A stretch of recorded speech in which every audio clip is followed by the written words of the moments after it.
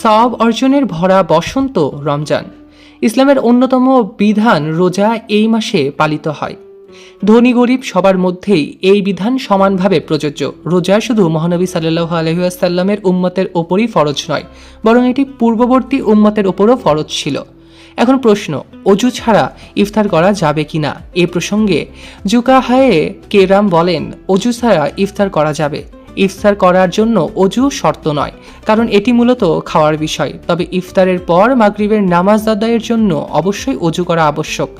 অনেক সময় দেখা যায় নির্ধারিত সময় পেরিয়ে গেলেও আজান দিতে একটু দেরি হয়।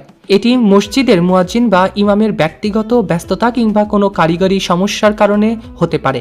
এই অবস্থায় কী করণীয়?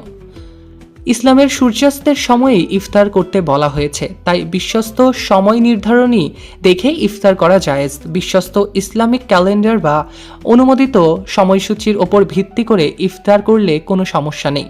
ইসলামে অতিরিক্ত সন্দেহ প্রবণতা পরিহার করতে বলা হয়েছে। যদি আপনি নিশ্চিত হন যে সূর্যাস্ত হয়ে গিয়েছে, তাহলে ইফতার করতে পারেন, তবে নিশ্চিত না হলে আজান পর্যন্ত অপেক্ষা করাটাই উত্তম।